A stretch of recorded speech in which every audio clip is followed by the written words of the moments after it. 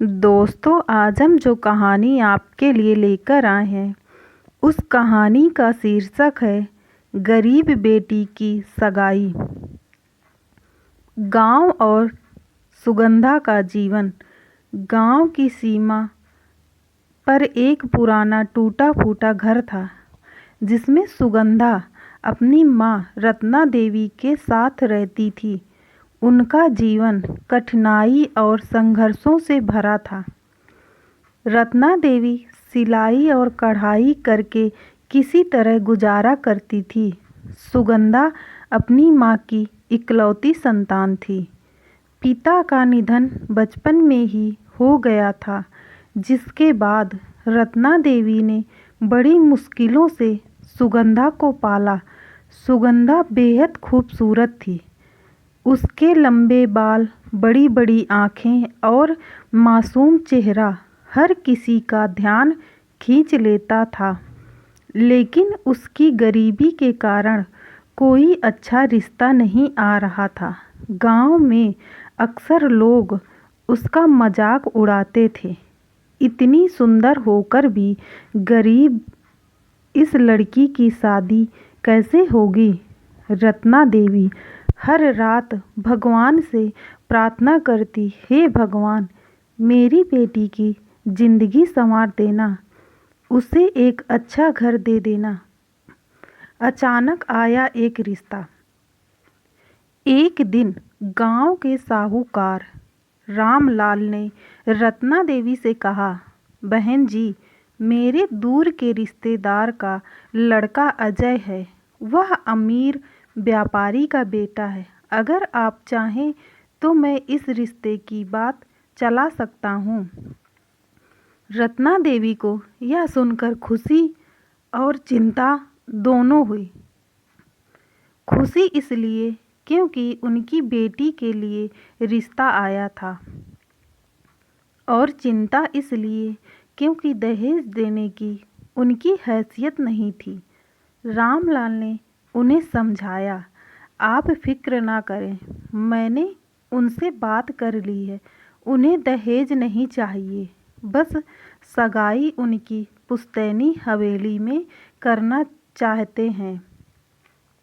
पुश्तैनी हवेली गांव के बाहर जंगल के पास स्थित थी।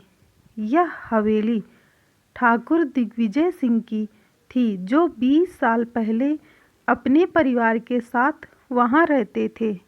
गांव में इस हवेली को लेकर डरावनी कहानियां प्रचलित थी। लोगों का कहना था कि वहां अजीब घटनाएं होती हैं और रात में किसी औरत की चीखें सुनाई देती हैं।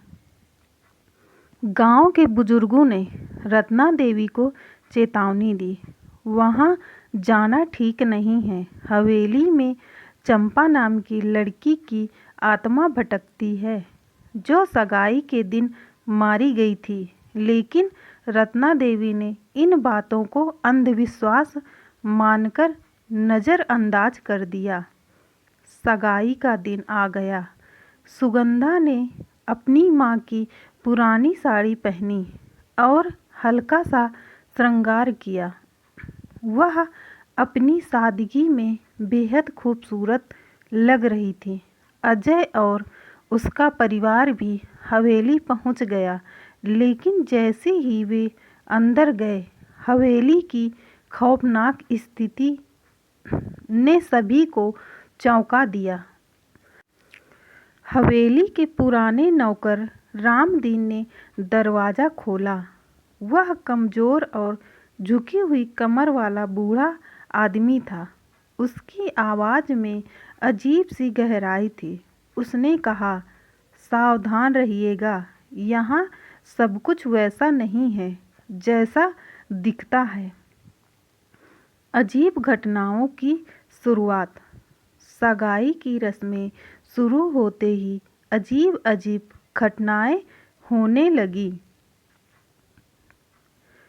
दीवारों से आती आवाज़ें। रस्मों के दौरान दीवारों से किसी के रोने और चीखने की आवाज़ें आने लगीं। दीपक दीपकों का बुझना।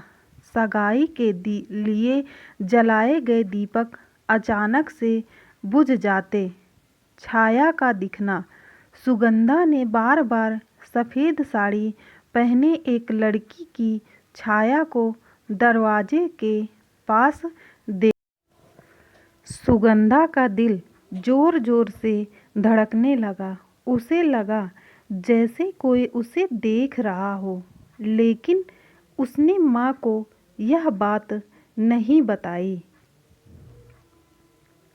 सगाई के बाद सुगंधा को रात में अजीब सपने आने लगे। वह सपने में एक लड़की को देखती जो उसके पास आकर रोती और कहती, मुझे न्याय चाहिए, मुझे न्याय चाहिए, मेरी मौत के लिए जिम्मेदार लोगों को सज़ा दो।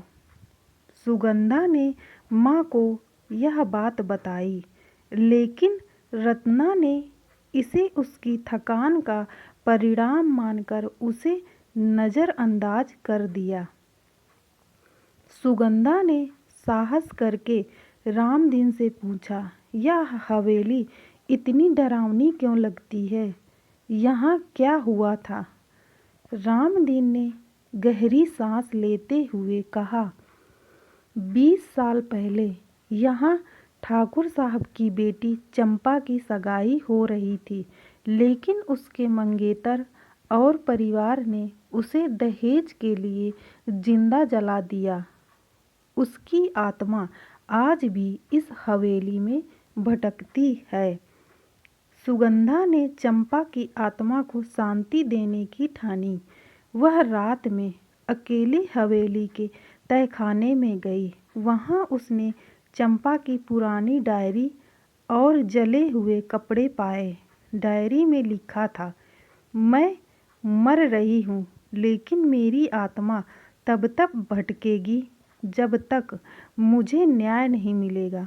मेरे हत्यारों को सज़ा दिलाओ।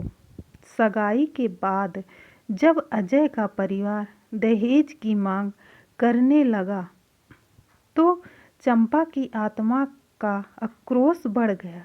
हवेली में चीज़ें हवा में उड़ने लगी। दीवारों पर खून जैसे निशान दिखने लगे। अजय और उसका परिवार डर से कांपने लगा। सुगंधा ने गांव के बुजुर्गों को बुलाया और चंपा की डायरी उनके सामने रख दी। डायरी पढ़कर सभी हैरान रह गए। गांव वालों ने पुलिस को खबर दी। तहखाने की जांच के बाद चंपा के कंकाल मिले और अजय परिवार की सच्चाई सामने आ गई। चंपा की आत्मा सुगंधा के सपने में आई और कहा, तुमने मुझे न्याय दिलाया, अब मैं मुक्त हूँ, तुम्हारा जीवन सुखमय हो। इसके बाद हवेली का खौफ खत्म हो गया। सुगंधा ने अजय से सगाई तोड़ दी और अपने आत्मसम्मान के साथ एक नई जिंदगी की शुरुआत की। यह कहानी हमें सिखाती है कि आत्मसम्मान और न्याय से बड़ा कुछ नहीं। अगर आप सच्चाई के रास्ते पर चलते हैं तो भले ही राह कठिन हो, अंत में जीत आपकी ही होगी। दोस्तों, अगर आपको मेरी यह कहानी पसंद आई हो तो मेरी वीडियो को लाइक कीजिए, चैनल को सब्सक्राइब कीजिए और कमेंट करके ज़रूर बताइएगा कि यह कहानी आपको कैसी लगी, ताकि ऐसी ही कहानियाँ रोज़ाना हम आपके लिए लाते रहें और आपका मनोरंजन करवाते रहें। धन्यवाद।